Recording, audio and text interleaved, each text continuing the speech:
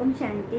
आज 24 जून 2022 की प्यारी मीठी मातेश्वरी जगदम्बा हमारी मम्मा ओम राधे जिनका नाम, उनकी पुण्य स्मृति दिवस पर आज ये उनके उच्चारे हुए मधुर महावाक्य की मुरली चली है जो हम सभी बड़े प्यार से सुनते हैं। मुरली का टाइटल है कर्म ही सुख और दुख का कारण है। कर्म ही सुख और दुख का कारण है।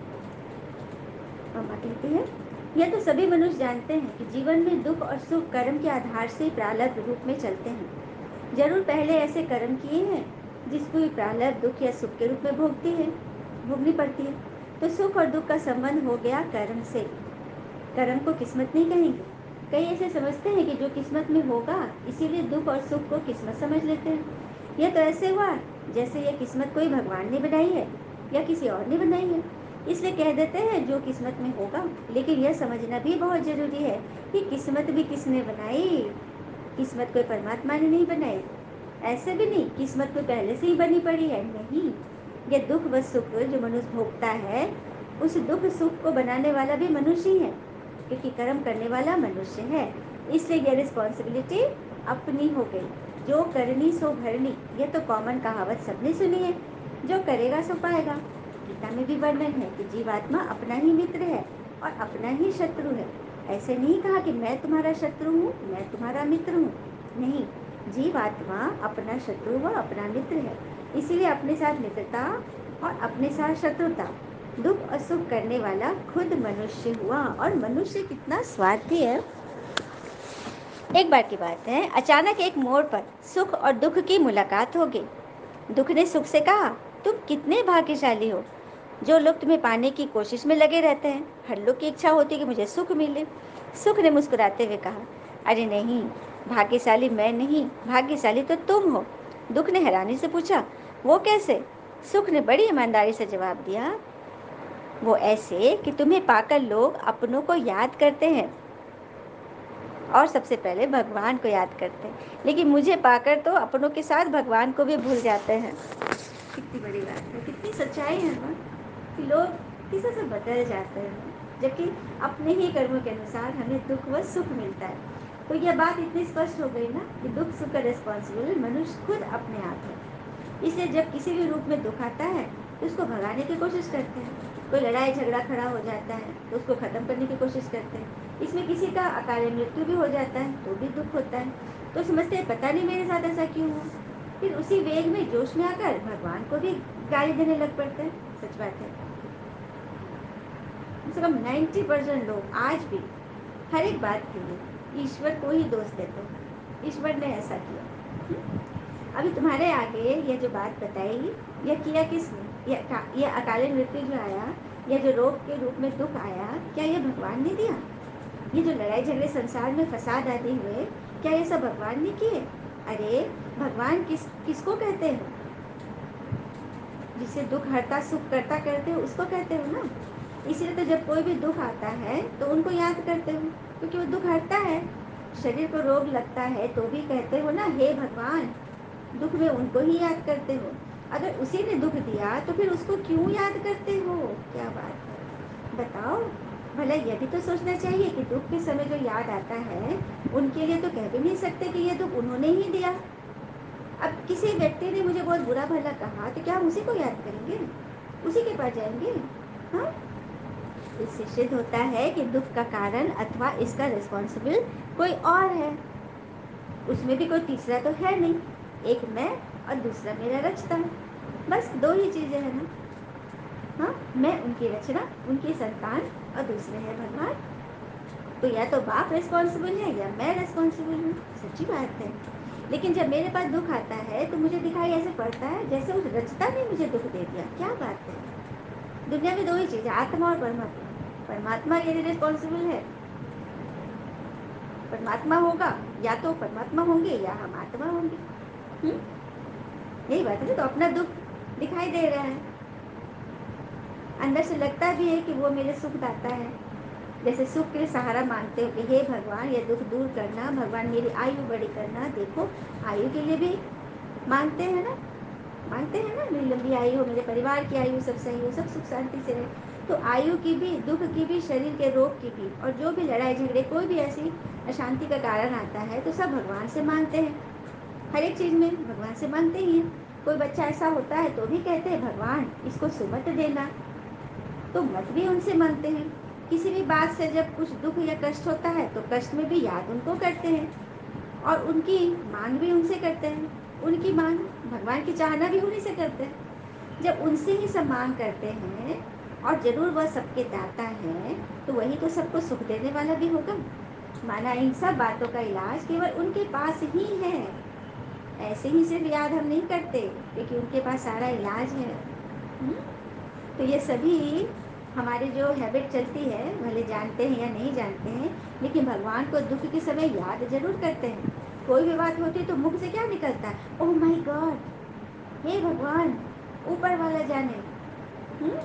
भले कोई जाने न जाने कि यह गॉड कौन है, क्या है, कब आते हैं, पर मुख से निकलता जरूर है, हे भगवान। तो ये भी समझने की बात है कि आखिर भी हम जिसको याद करते हैं, क्या उनका हमारे इन सभी दुखों से कोई कनेक्शन है? यदि वो हमें दुख देते, उनका काम तो नहीं है दुख देना, वो दुख के दाता भी नहीं है, वो तो सुख के दाता है। उनका कनेक्शन तो सुख देने से है। ये तो हमारी याद से भी सिद्ध हो जाता है कि उनको कोई दुख देने का काम है ही नहीं। अगर देता तो उनको याद क्यों करते? दुख देने वाले के लिए तो अंदर गुस्सा आता है ना, सोचते हैं इसके लिए पता नहीं क्या कर दे, बदले लेने की भावना होती है। जो दुख देता है, जो में कड़े बोल बोलते हैं, उनके बारे में तो मन फट जाता है, उनको तो हम देखना ही पसंद नहीं करते। पर तो भगवान के प्रति तो सदा, और दुख के समय उनको और ही याद करते हैं। तो इससे भी सिद्ध हुआ ना कि दुख से उनका कोई कनेक्शन नहीं है। हाँ, अंदर से आता है कि वे ही हमारे सबसे बड़े मित्र हैं। हाँ, ये खुशी आते हैं ना, तो जरूर उनका हमारे सुख के साथ संबंध है। तो दुख का कारण जरूर कोई और है। भगवान का हमसे संबंध सुख सुख का है, तो दुख का कारण कोई और हुआ ना। अभी और कोई तीसरा तो है नहीं, एक मैं और एक वो। तो रिस्पॉन्सिबल कौन है? तो जिस चीज़ के लिए मैं निमित्त हूँ और मैं ही दुख में दुखी होती हूँ, और पैदा भी मैं अपने से अपने आप करती हूँ, तो ये देखो कितनी बेसमझी है। हाँ? जिस चीज़ से छुटकारा चाहते हैं वह चीज़ मैं अपने लिए खुद ही बनाता हूँ। आश्चर्य की बात है ना, मनुष्य चाहता नहीं है, फिर भी दुख बनता जाता है। तो जरूर वह कोई और बात से अनजान से बेसमझ है। तो जिस बात का पता नहीं लगता, उसका पहले पता निकालना चाहिए ना। हाँ, कि आखिर मुझे दुख मिला कहाँ से, जरूर मुझे उसकी कुछ नॉलेज होनी चाहिए। तो इसकी पहले खोज करो। परंतु आश्चर्य है, आज तक ऐसी बात समझने के लिए भी नहीं देखी। कई बेचारे कितने बहाने देते हैं, कहेंगे फुर्सत नहीं है, समय नहीं है, क्या करे, गृह धंधा आदि संभाले, या यह करे वह करे, क्या करे। इसलिए वह देखते संभालते हुए भी कितने दुखी हुए पड़े हैं। पर दुख का कारण कोई ढूंढने का समय नहीं किसी के पास, कि जड़ कहाँ है, नहीं जाते वहाँ। अब जबकि मैंने ही मेरा मेरा कह के यह दुख का रूप बना लिया, उसको दुख के रूप में लाया, तो पहले उसकी खोज होनी चाहिए ना कि मैंने किसको मेरा कहा। हाँ, मेरा कहने से तो दुख आता है ना। बनाने के पहले उसकी जानकारी रखनी चाहिए कि यह जो चीज़ बनाकर मैं दुखी हो रही हूँ, उसका कारण क्या है। पहले मुझे ये समझ तो होनी चाहिए कि मैं दुखी क्यों हूँ। क्या सुख हमारे लिए होता ही नहीं है, इसका भी तो पता निकालना चाहिए। इसी जानकारी के लिए यहाँ बताया जाता है कि जिन चीज़ों को तुमने मेरी समझा है, यही दुख का कारण है। दुख मिटाने का इलाज क्या है, वह भी जीवन के ही जानना बड़ा आवश्यक है। परंतु जानते हुए भी कहते हैं क्या करे, कैसे करे, क्या अपना गृहस्थ व्यवहार छोड़ दे। तो आश्चर्य लगता है कि देखो मनुष्य की बुद्धि, जो समझ मिलते भी उससे धारण नहीं कर पाते। हम अनुभव से उसी बातों को समझ करके और धारण करके बतलाते हैं कि यह अनुभव ही की चीज़ है। जरूर अनुभव हुआ है तभी तो कहते हैं कि प्रैक्टिकल में किस तरह से सुख की प्राप्ति हो सकती है। जो बहुत काल की आश रखते हैं ना, अभी वह जो सुखदाता है वह सब हमको अपना यह परिचय दे रहे कि हे बच्चे, तुम दुखी हुए क्यों हो, कारण तो तुम्हारा ही है। लेकिन तुम्हारे में से कौन सी बात है जो तुम्हें खुद को पता नहीं चलता, जिसके कारण दुख उठा रहे हो। भगवान कहते हैं कि बच्चे तुम क्यों दुखी हो, कारण ढूंढो, कारण तो तुम्हारे पास है। क्या तुम्हारे कर्म ही दुख का कारण है? वह आकर के समझो, देखो। हम कितनी ऑफर करते हैं तो भी आश्चर्य है। देखो ये सुनते बेचारे कहते हैं शायद बस यही चलना है, इसको ही कहा जाता है अहो मम माया। एकदम माया पकड़ कर बैठी है। और चाहते भी किस चीज़ के लिए सारा दिन माथा कुटी करते रहते हैं। सच बात है ना, कोई बात मन में फंस गई तो सारा दिन उसी से माथा कुटी करते रहते हैं। वही बाबा सामने से बतलाते हैं कि बच्चे, तुम्हारे सुख का कारण और दुख का कारण क्या है। बाबा खुद कहते हैं, मैं तुम्हारे सभी दुख हरने और तुमको सुख देने आया हूँ। तब तो गाते हो ना, दुख हरता सुख करता। कभी ऐसा थोड़ी कहते हो कि दुख करता सुख हरता, नहीं। तो हर दुख का वो हरता है, दुख हरने वाला है ना। बाबा कहते हैं, बच्चे मैं आया ही हूँ तुम्हारे दुख हरने, लेकिन उसके लिए तुम्हें ऐसे कर्म करना सिखाऊंगा जिससे तुम्हारे दुख नष्ट हो जाए। सिर्फ मैं जो सिखाता हूँ, समझाता हूँ, उसको समझ करके यह पुरुषार्थ करो जिससे दुख नष्ट हो जाए। तुम्हारे ही दुख नष्ट करने की मैं शिक्षा देता हूँ, इसको धारण कर लो, क्योंकि तेरी चीज़ है ना। परंतु कई तो बेचारे ऐसे कारण देते हैं जैसे कि हम कोई भगवान के ऊपर मेहरबानी कर रहे हैं। क्या बात है, भगवान जो श्रीमत दे रहे हैं हम उसको फॉलो कर रहे हैं, तो ऐसा हम जताते हैं कि हम भगवान के ऊपर मेहरबानी कर रहे हैं। कई फिर कहते हैं समय मिल गया तो कर लेंगे, सुन लेंगे। अरे भाई, खिलाना पिलाना ये सब बातें तो होती ही हैं। उसी कर्म से बनाए हुए खाते में ही तुम मूंझ पड़े हो, उसमें ही हो, उसमें ही तो दुखी हुए हो। जबकि एक तरफ कहते हो दुख से छूटे, दूसरी तरफ इन सब दुखों से छूटने का रास्ता खुद बाबा समझा रहे हैं। ये मुरली है क्या वास्तव में? ये मुरली हमारे लिए वो रास्ता है जिससे हम हर दुख परेशानी रोग शोक से छूट सकते हैं। तो अगर हम इसको सुन भी रहे हैं तो क्या हम ईश्वर पर एहसान कर रहे हैं? नहीं, खुद पर कर रहे हैं, अपने आप को बचा रहे हैं। क्योंकि भगवान स्वयं बैठा भी समझा रहा है, लेकिन कोई की मुश्किल में, बुद्धि में तो मुश्किल से बैठता है। इसी प्रकार माया 5 विकारों को कहा जाता है, परंतु मनुष्य बेचारे धन संपत्ति को माया समझ लेते हैं। और दुनिया में लोग माया धन संपत्ति को समझते हैं, जबकि माया तो हमारे अंदर के विकार है। काम क्रोध लोभ मोह अहंकार ईर्ष्या आलस राग द्वेष भय अलवेलापन, काफी सारे इसके नाते रिश्ते हैं। कई फिर शरीर को भी माया कर देते हैं, उससे बचने को उपाय करते रहते हैं। परंतु बाबा कहते हैं कि तुम्हारे दुख का कारण कुछ और है। यह प्रकृति तो मेरी रचना है, जो अनादि है, वो कोई दुख का कारण नहीं है। तुम्हारे में एक्स्ट्रा अलग से कोई चीज आई है जो दुख का कारण है। क्या बात है, भगवान ने हमें शरीर दिया, आत्मा दी, ये प्रकृति दी।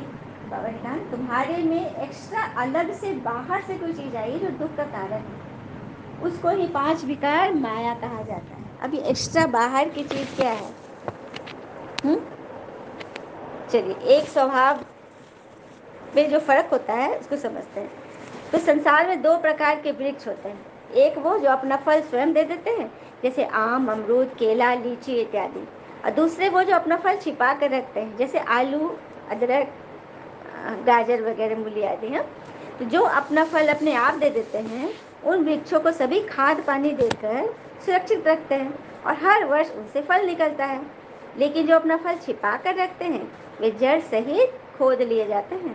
ठीक उसी प्रकार जो अपनी विद्या धन शक्ति समझ, अपनी अपनी बुद्धि को बचा कर रखते हैं, समाज के उत्थान में लगाते हैं। हाँ, मतलब जो इसका दान करते हैं उनको सभी मान सम्मान देते हैं। किंतु जो अपनी विद्या धन शक्ति बुद्धि स्वार्थवश छिपा कर रखते हैं, किसी की सहायता नहीं करते, वे जड़ सहित खोद लिए जाते हैं, अर्थात समय रहते ही भुला दिए जाते हैं, उनको कोई याद नहीं रखता। तो अब हमें क्या करना है? ये एक्स्ट्रा चीज़, ये जो हमारी जो बुद्धि जो कुबुद्धि हो गई ना, यही एक्स्ट्रा चीज़ है, रावण की चीज़ है, जिस वजह से हम दुखी होते हैं। तो अपना फल हमें बांटना है, छिपा कर नहीं रखना कि हमारे में ये ज्ञान गुण विशेषताएं हैं। जितना बांटेंगे उतना भगवान से मिलेगा। फिर बाबा कहते हैं इसी जानकारी के लिए आप बताया जाता है। हाँ, मैं तो तुमको सुख देने आया हूँ। बाबा खुद कहते हैं मैं तुम्हारे सभी दुख हरने तुमको सुख देने आया हूँ। गाते भी हो ना, दुख हरता सुख करता। तो बाबा कह रहे हैं प्रदात आत्मा के सुख का कारण है। हाँ, उनके लिए यह संपत्ति धन आदि जो है वह सब सुख का कारण है, लेकिन इन सभी बातों का पूर्ण ज्ञान न होने के कारण ये सब चीजें दुख में आ गई है। क्योंकि धन संपत्ति हमारे शरीर को आराम देगा, मन की सुख शांति का वो कारण नहीं है। मन की सुख शांति तो ज्ञान से आती है, समझ से आती है, सब बुद्धि से आती है। इसीलिए मम्मा कह रही है, जो कि भगवान के महावाक्य है, मम्मा ने उसको जीवन में उतारा और हमें कितनी स्पष्ट रीति से समझाया ना कि हम अपना जीवन कैसे बनाएं। ये बूढ़ों को भी जरूरी है, मतलब वृद्ध को भी जरूरी है, बच्चों को भी जरूरी है, युवा को भी जरूरी है, नर को जरूरी, नारी को जरूरी, सबके लिए, क्योंकि सभी के अंदर आत्मा है।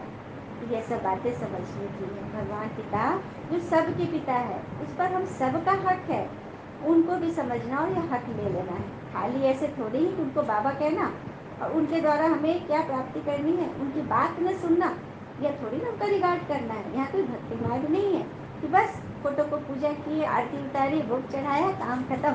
नहीं, यहाँ तो है कि उनकी बात सुननी, उनके जीवन, अपने जीवन में इसको उतारना, धारणा करना, ये है ईश्वर का रिगार्ड देना। पूरा मैंने बोला कोटों में कोई ही जागते हैं, आगे भी ऐसे हुआ है। तब तो भगवान ने खुद कहा है कि कोटों में कोई मुझे जानते हैं, करोड़ों में कोई है, उसमें से भी कोई भगवान को पहचानते हैं। तो यहाँ आकर के इस चीज़ को समझ के और कुछ धारण करने की बातें करो। एक ही दिन में ये सब बातें समझने से नहीं आती है। मतलब 7 डेज का कोर्स है ना, तो सेंटर जाकर जरूर कोर्स करें। हाँ, 7 दिन, 4 दिन, 5 दिन, जितने दिन में आप समय लोगे ना, दीदी आपको आपके अनुसार समय देंगी और आप इसका कोर्स कर लो और उसके बाद इस मंथन से सटे रहो।